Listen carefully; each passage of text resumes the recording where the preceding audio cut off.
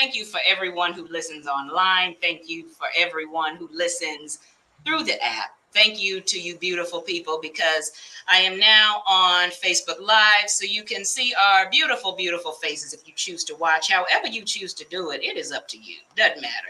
But I tell you, I'm just always excited. This show is not about me, y'all. It's not about me. So let me give let me give this kingdom couple a proper introduction. Can I say that, y'all? Yes. Yes. Yeah. Kingdom couple, honey. And you see their shirts, billionaire coming soon. But I speak, it's already there. But hey, that's just me. But Reginald and Candace Blanks, darling. They are ministers, poets. And then let me add this. Because they are co-directors and co-producers of, is this the first stage play? Yes. How can I lead if she doesn't want to follow? Welcome to the Dr. Don Radio Show, Reginald and Candace Blanks. How are y'all doing? Oh, we're great. Awesome. Okay, long day? Not so much. For me, it was. Okay. For me. I mean, y'all got like more jobs than me. Yes. Yeah. I mean, right? Hey, I tell you. Hey, but yeah. But God gives us more than one gift. So, you better walk in it. If you're not walking, it says in the word of God, you wasting time, man. We got to be about our business, y'all, because time is wasting.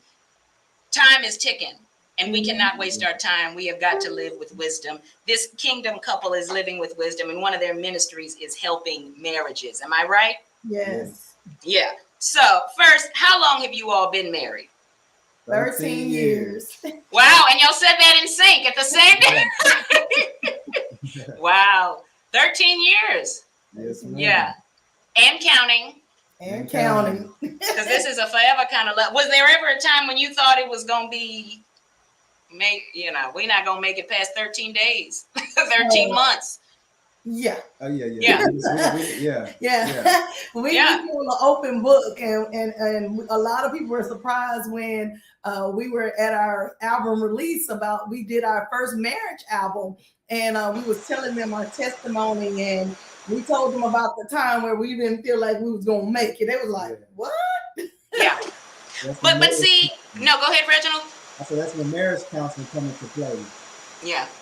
But I think, and I love interviewing kingdom couples who are honest. It wasn't always like this. And even it's still, you have to work at it every day. You can't work in marriage every other day when you feel like it. Y'all got to constantly work at this thing.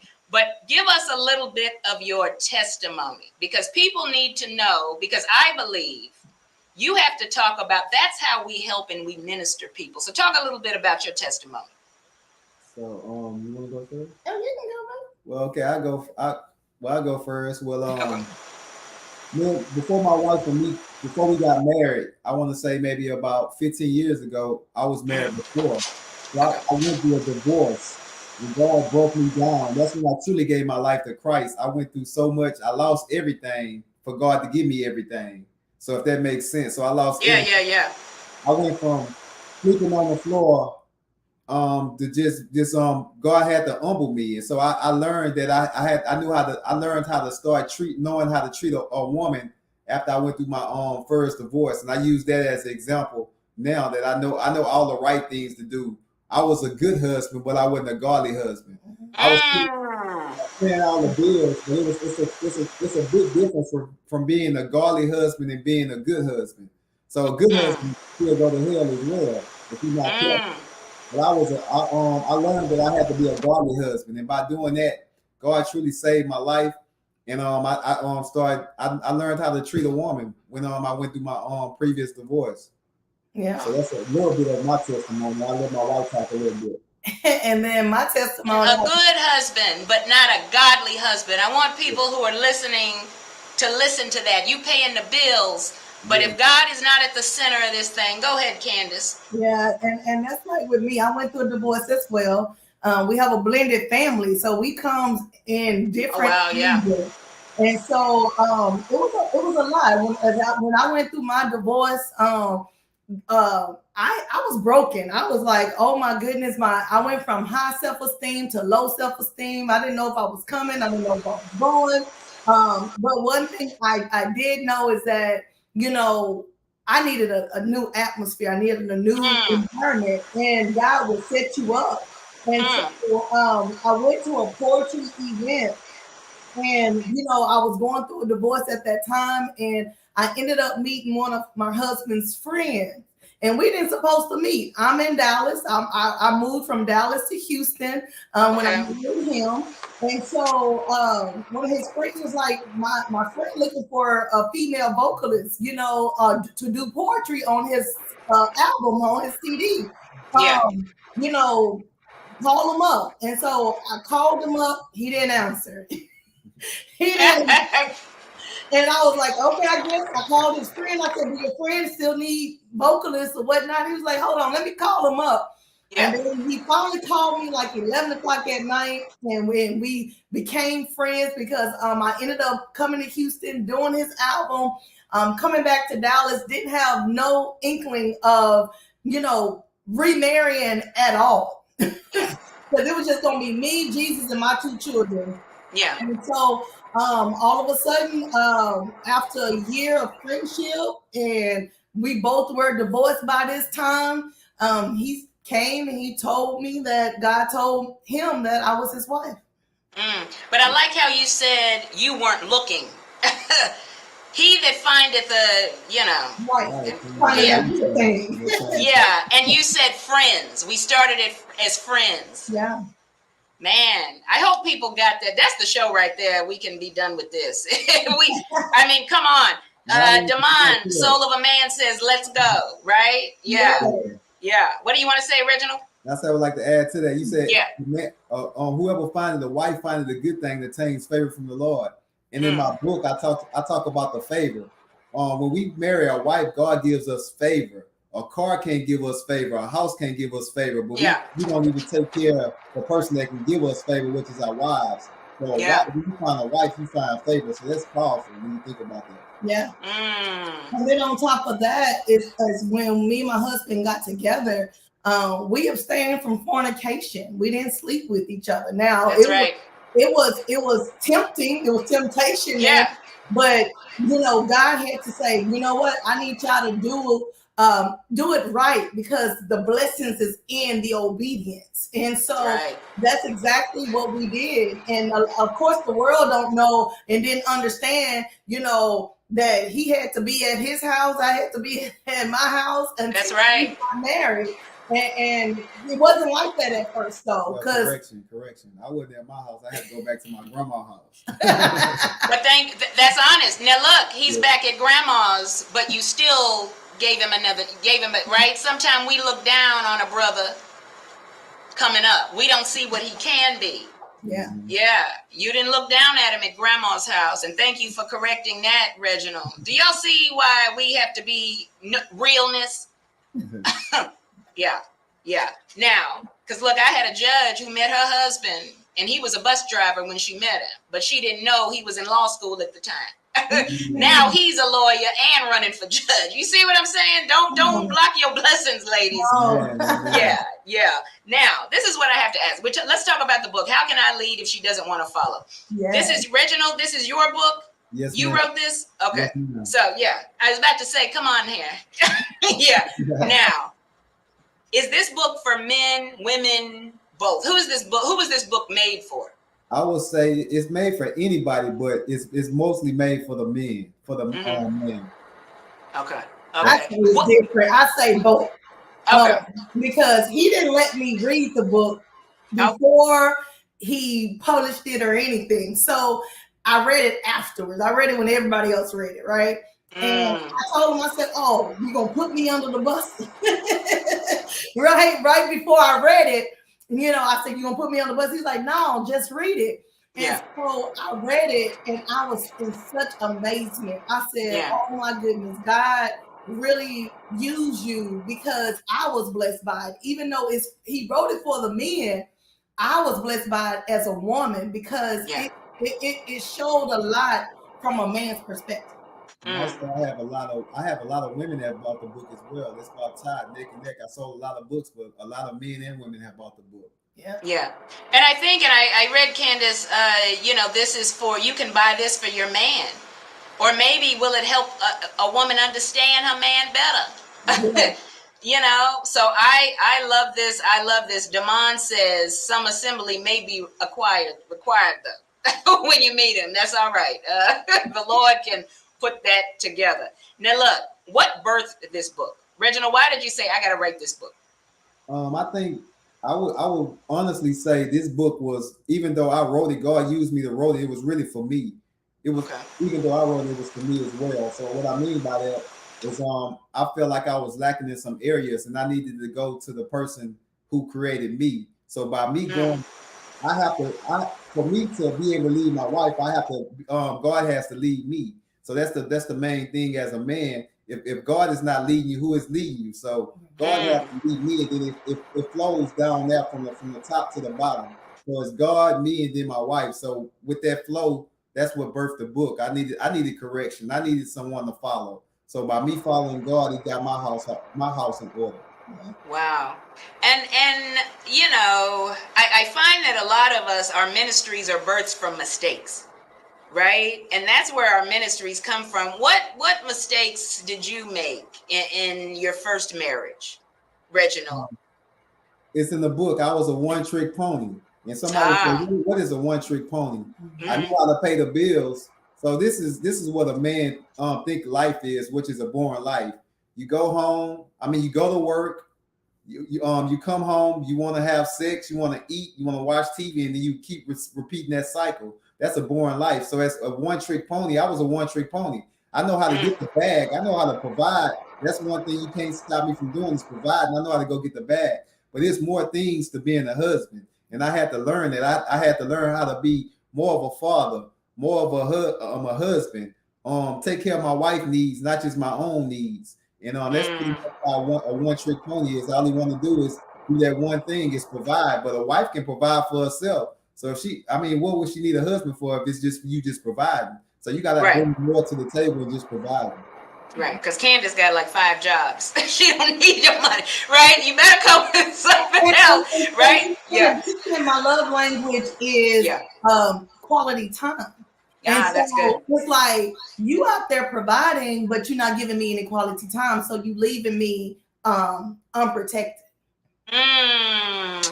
Oh, let's talk about that. I love how the conversation, God just leads the conversation. Yeah.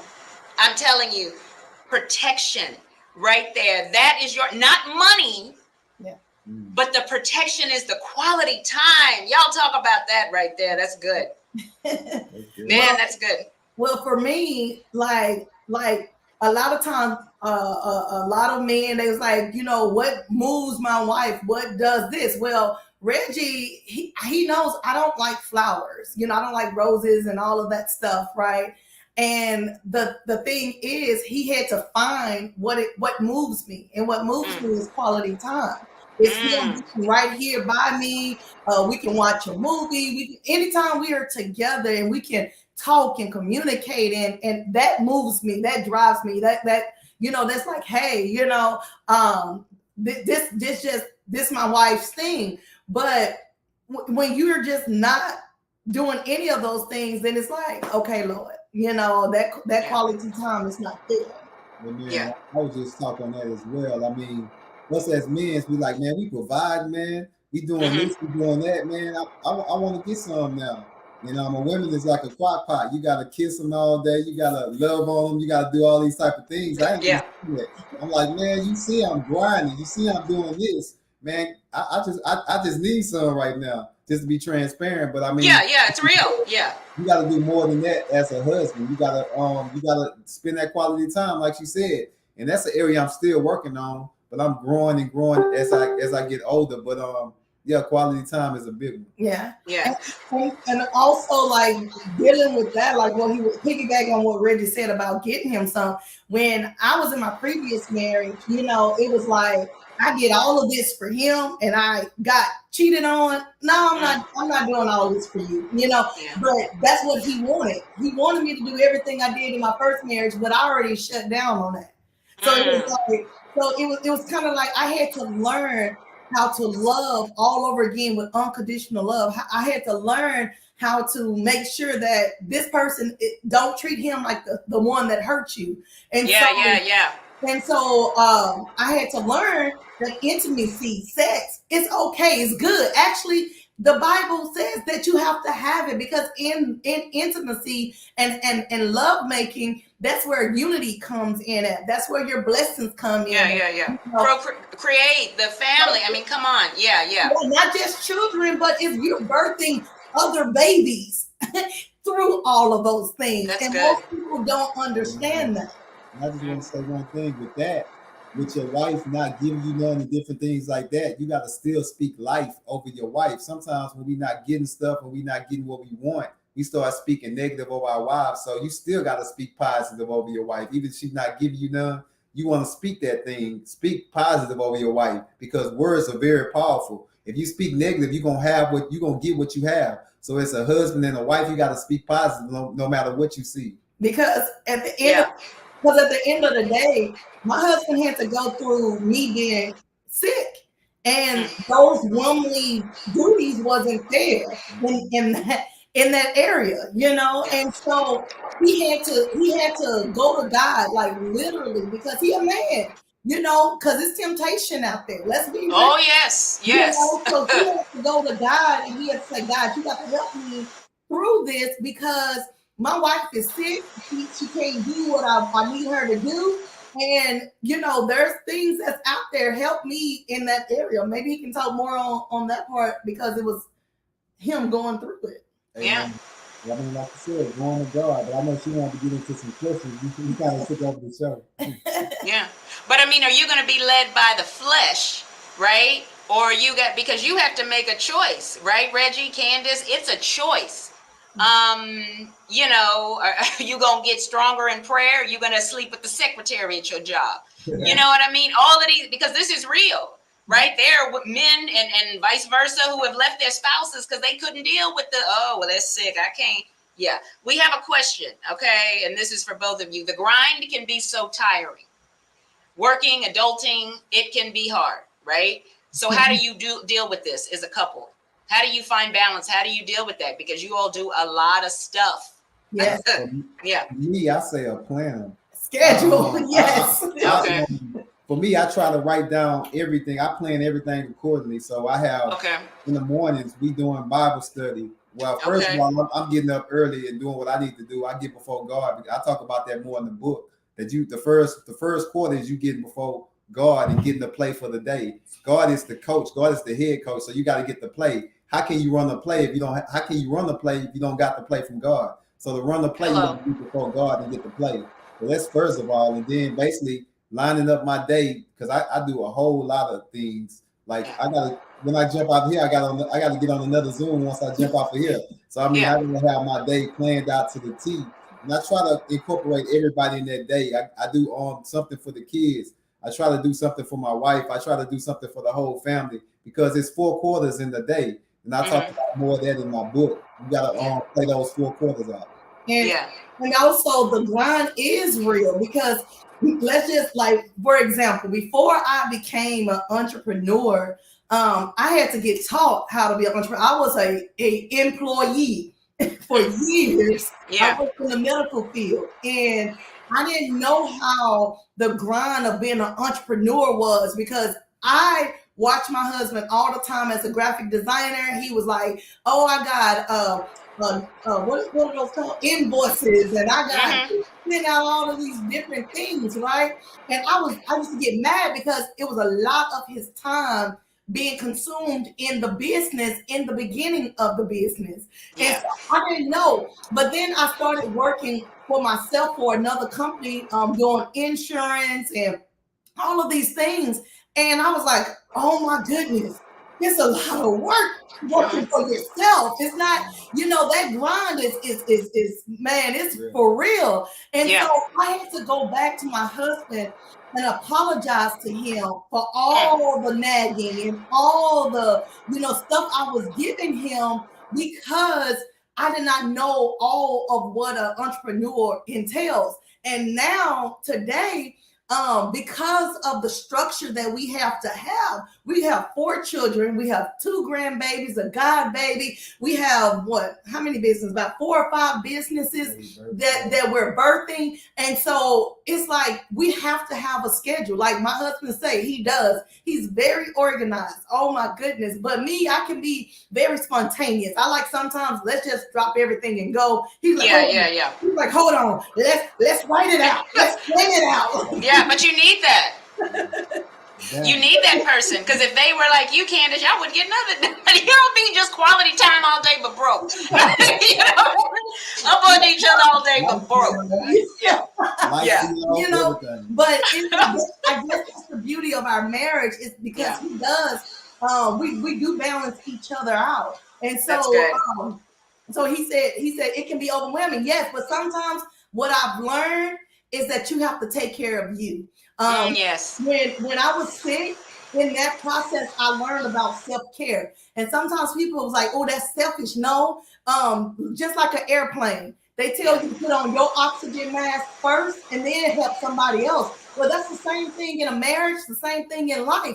You as a mother, I'm talking from a mom's perspective, we do this for our children, this for our husbands, and we are the last person to get anything or do anything for. But when I got sick and when I learned that I have to take care of me, and if I take care of me well, then I can have the strength to take care of everybody else. Then I had to learn how to live differently. I had to eat right. I had to exercise. I had to do all of these things to get my strength up so that I can grind throughout the day.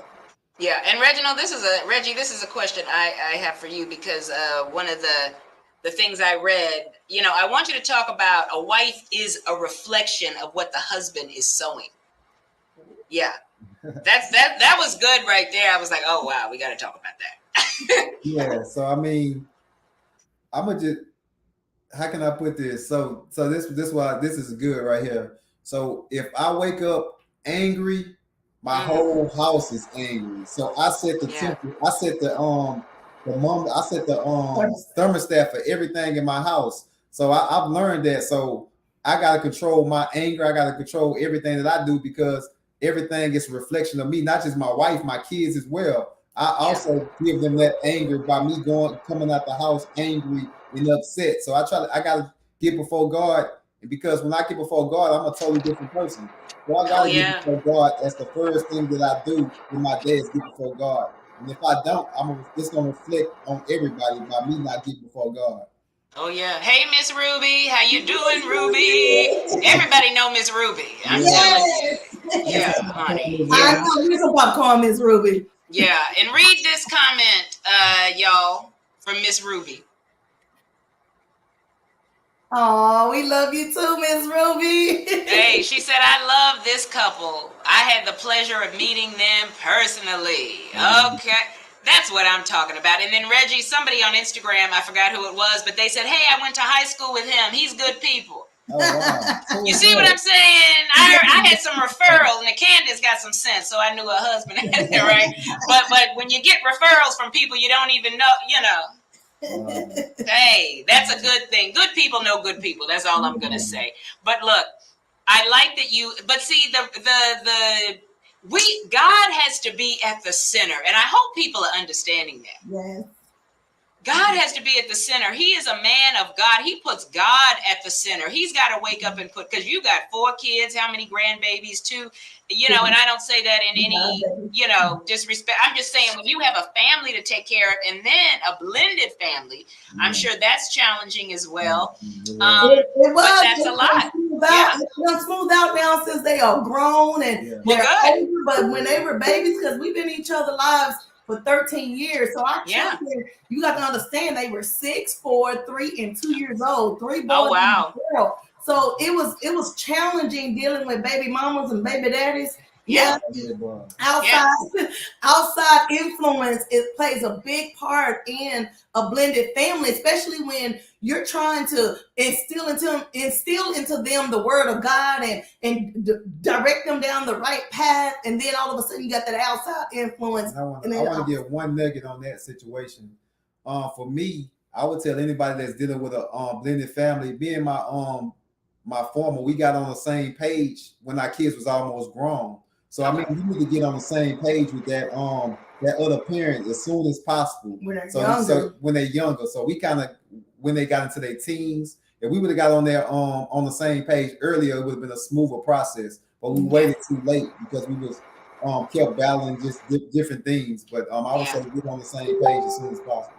And I want to put a stop to that stigma of, well, Black folks can't, co-parent or, all of those different things. That's not true. Even though we had our issues and our drama, I would honestly say that we have a good relationship or co-parenting with the other people, but it was just, at times, it was a little rough, Can imagine. Yeah. And then you have kids in the middle of that who are probably, children love to manipulate, and they love to play their little games, but let's talk about this, because see, this is so important. And this is what I ask every Kingdom couple before we go into the big Hollywood Broadway production conversation. Okay.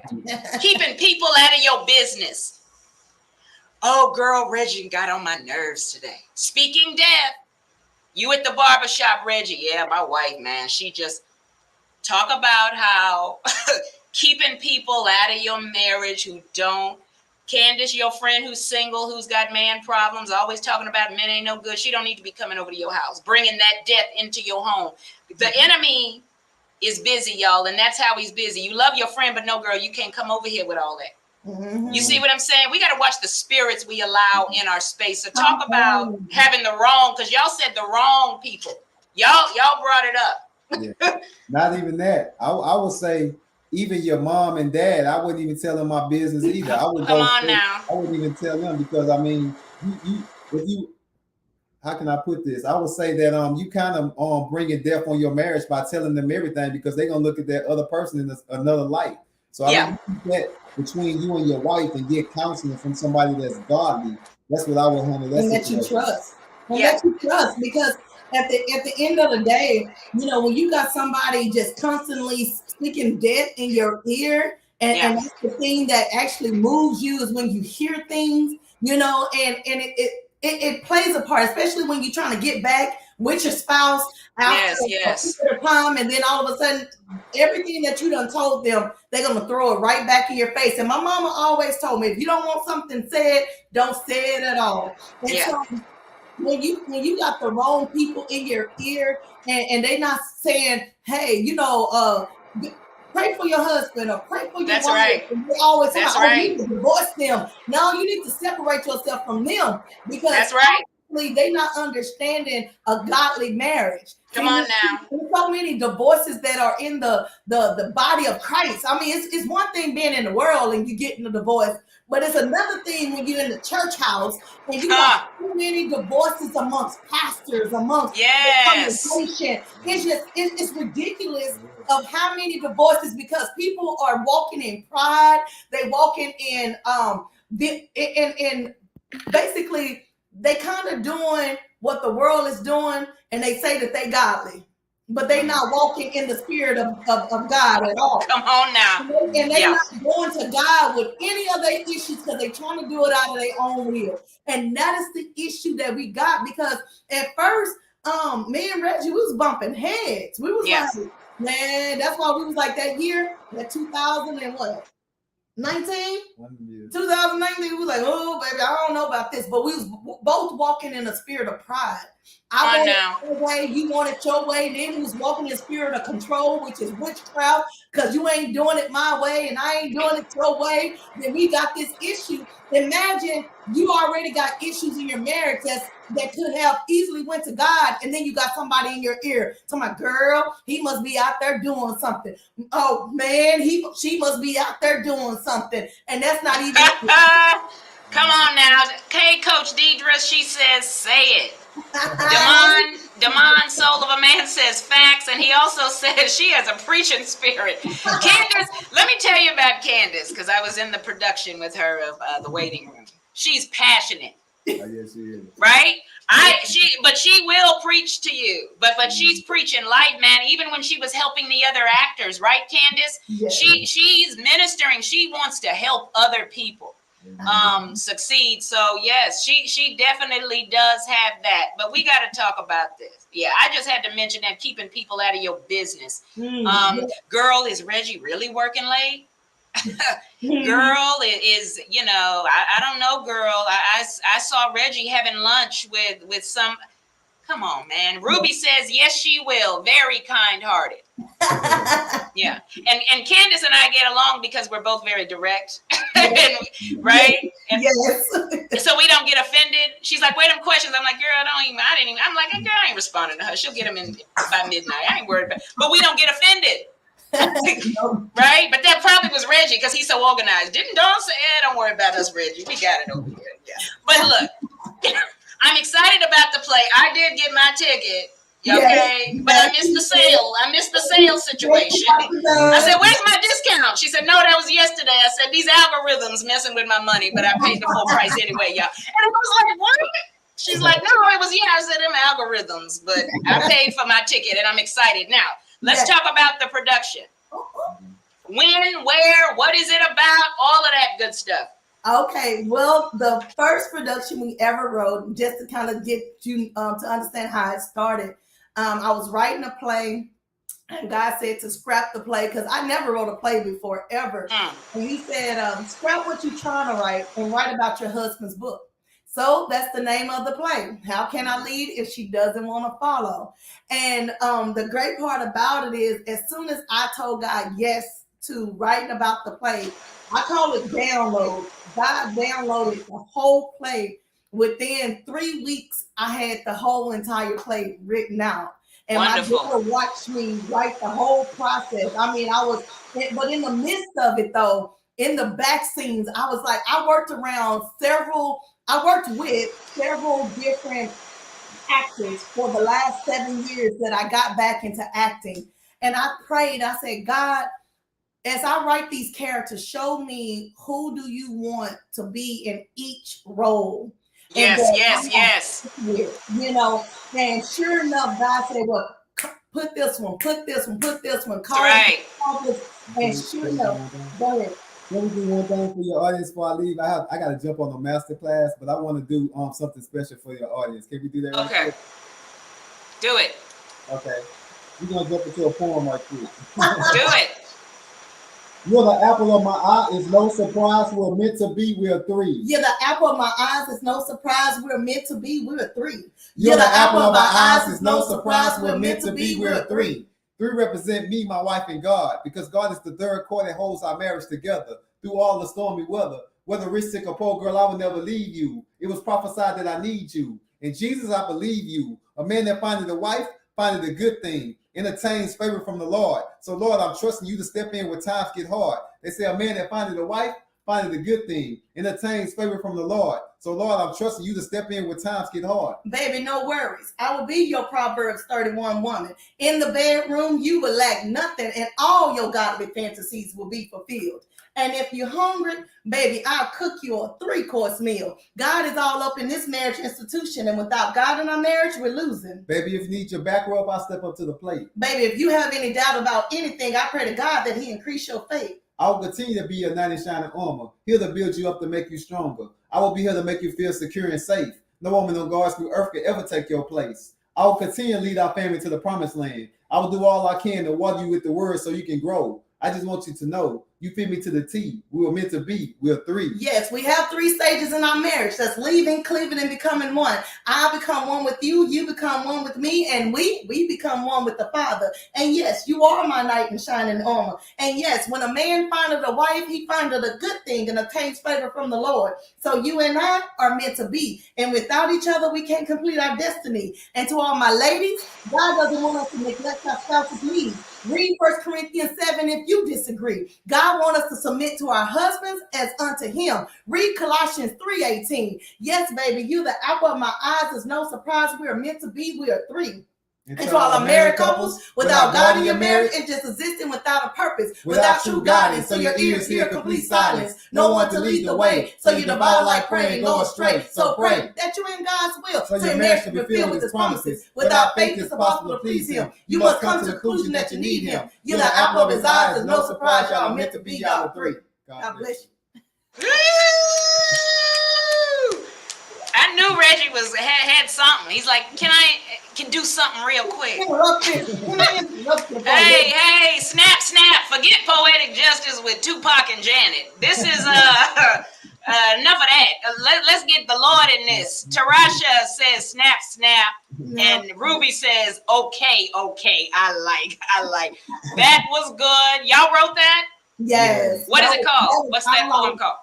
Yeah, it took us about 2 months because we asked God to just allow us to put everything inside of this CD poem. Yeah, and we created our CD. Our poetry CD. Okay, you all see the ticket information. I suggest you, unless you want to watch the replay, I would love that. But take a screenshot for ticket information. Yes. Email info@prosperities with 2 E's productions LLC.com.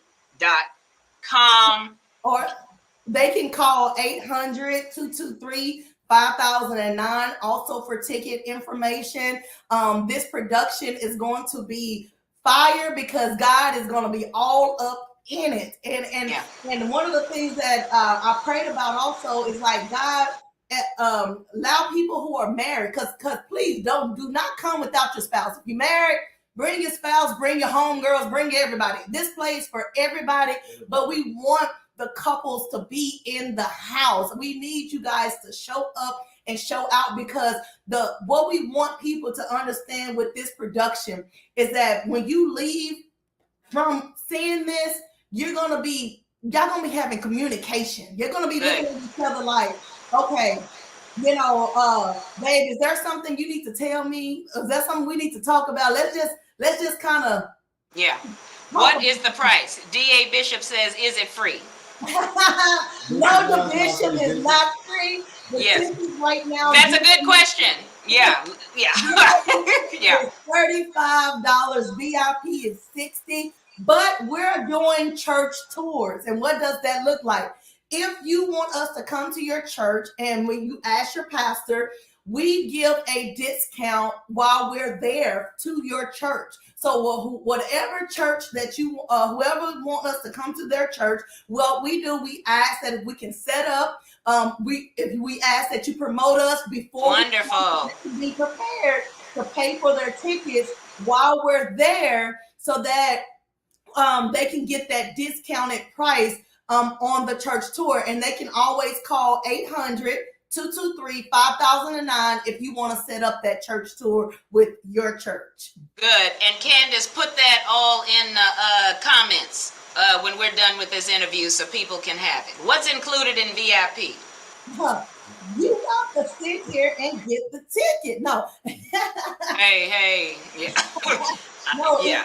Everything that you need in VIP, that preferential seating. We are going to have the red carpet experience, and trust me, you don't want to miss that. Where we're going to have our actors, and you're going to meet and greet the actors during this red carpet experience, and then you're going to have a swag bag. So you definitely don't want to miss all of the VIP goodies. But the great thing about it is those preferential seatings. You want to definitely be up close and personal with this play. Okay, for ticket information. Yes. Email you, or what is the other? Or call 800-223-5009. 223-5009. Yes. Okay. Look, here's the number, y'all. Come on. And it's big and bold. If you don't got this, then I can't help you. 1-800-223-5009 for ticket information. Look, twisted popcorn in the swag bag. People, is it really? Because I know she sells that popcorn. Oh, that popcorn is delicious. Come on. I'm going to call you Miss Ruby. Ships and sponsorships are available. Email them now, people. Before we let them go, because Reggie has a master class, and you know he's on time. He don't play with y'all. He ain't playing with me, Dr. Dunn. Because, see, I ain't playing with people. Brothers and sisters, give us final comments before we let you go. Whatever you want to say. I would say my final comment is, man, trust God, put God first in everything that you do. And one of my messages was today is about our eyes. Our eyes lie to us. Sometimes we trust our eyes more than God. We have to have that faith. We can't trust our eyes because our eyes will send us to hell because we don't trust and believe in God. So trust God, and no matter what your eyes see in your marriage, trust God. No matter when your eyes tell you something wrong, trust God. So that's my final words. And then Candace, you? And then also, submit to your husband. You know, I know a lot of women don't like that word submission, but if you know that your husband is submitting to God and he's covering your home with the word of God, then it's okay. Let your guards down and submit to your husband as he submits to God. And also because my husband and I, we call ourselves an unstoppable team. I'm faith and he's action, and together we're unstoppable because God loves unity. Satan hates unity, and that's why he comes against marriages. That's right. Of the unity in it. And so he always wanted to divide. So if you know the weapons to use against Satan, then you can defeat him. And so the weapon is stand together with your spouse in unity so that you can defeat Satan himself. That's right. And we're going to end with Tarasha's comment, submit to your husband, but as he submits to God. Some of y'all submitted to the wrong one, but that's another topic for you. I submitted to a man of God. Was he really a man of God? Come on, y'all. It's a lot of the enemy disguises himself as light. Reginald